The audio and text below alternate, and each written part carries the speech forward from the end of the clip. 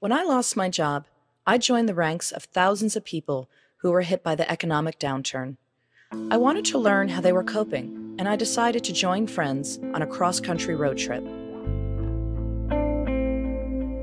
Along the way, and back in San Francisco, I asked my central question: was the crisis inspiring them to focus on what really matters and create positive change in their lives?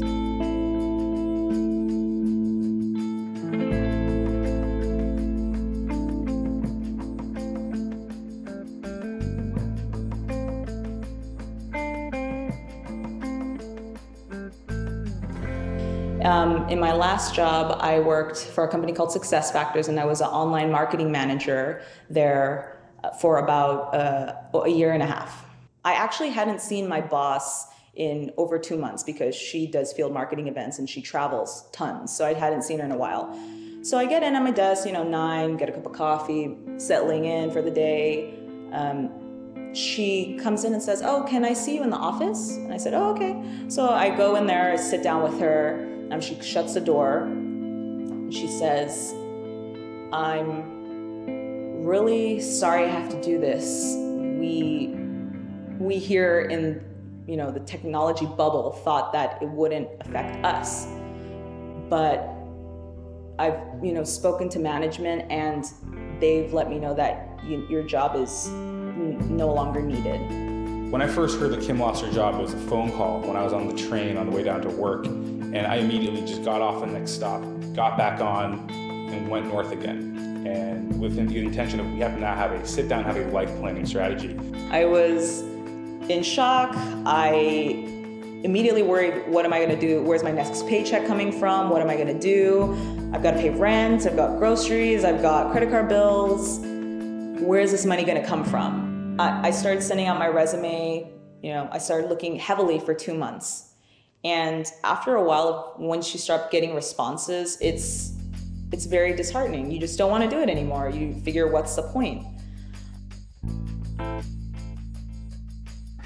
So this past December, I went on vacation to Antarctica with a group of my friends. We were part of a larger group of almost 100 people on a Russian icebreaker called the Academic Yoffi. About halfway through the trip, I got a page to go up to the bridge for a satellite phone call. It was, in fact, my wife, Janine. And she got right to the point and said a few words that put me in total shock. She said, "Bernie Madoff's been arrested. His entire fund is a scam." And it felt like the world just spun upside down for me. Because what she didn't have to say, but which we both knew very well was the subtext of this message, is we've just lost our entire life savings. It was, as it turned out, the biggest financial scam in history. He'd stolen $65 billion. As I say, not all of it was mine, but all of our retirement money was in there. And we just both of us felt incredibly sick inside, and I was in a state of complete shock. My name is Christian Matthews. I am a server. I started here when I was 17 years old. I am now a single mother for 5 years. I was married for 23 years. I'm a mother of 3 girls, 19, 13, and 16. And I'm about to be a grandmother. I make $2.13 an hour, and I depend on tourists, and a lot of people just not traveling because of the market or whatever, all these people who had a lot and think they're suffering just because they have 1 zero off of their bank account. My bank account is 0. But, they're bailing out the big people. It's the little people that catch it like me. I mean, when they don't have, I don't have. I never have. So, I'm just, like they say, I'm just a squirrel in somebody else's world trying to get a nut. We always talked about traveling, and we thought about maybe a couple years from now when we've had some experience under our belts and saved a lot of money, we can go do that. But this is an opportunity where now it's presented itself, and should we take advantage of it or not? I think the initial goal was to kind of have this paradigm shift in our lives. So I could have taken maybe a month-long vacation or maybe 2 months sabbatical or something. But really what we were looking to do is kind of change it all, you know.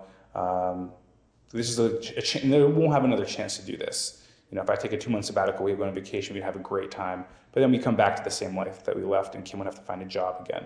So I think from the onset, it was always a big change we were looking to make. So Nathaniel decided to quit his job. We're getting rid of everything. We're storing maybe a few mementos at my mom's house, but besides that, selling everything. We don't want anything. As soon as I came back from Antarctica, there was a group of Madoff, survivors, we called ourselves, that got together and had a potluck. And one of my friends asked this question. He said, "Would you change anything?"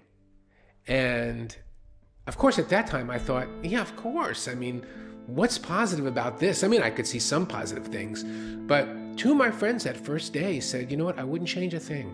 I've gotten such acceleration in my spiritual development. I feel so awake to this moment right now." And it began to dawn on me, you know what? That is true for me. And it's just become more and more so as it happened. It's not what happens to us that's important. It's how we deal with it. It's how we react to it. It's the story we tell ourselves about what this is going to mean to us in the future. Those are the things that we have some control over. Like I say, it's better to try and fail than fail to try. I still have to get up and come give it a shot. Take my last, put it in a tank, pay the toll, get to work and wait. Sometimes, it's disappointing because, I have 3 girls that depends on me. And the only thing they know is the cable's on, the lights, they're comfortable, but they don't know what mom going through to make all that happen. I mean, it's stressful. So I just maintain and get up and try and try and try. But it gets old. It gets old. I cry a lot at night. On the real, I have a lot of crying nights. But, I try to live by the example. I got to set an example. I got to be strong and I'm sorry, I got to be strong and throw that tough, independent role. But inside, I'm still a lady who wants to just break down,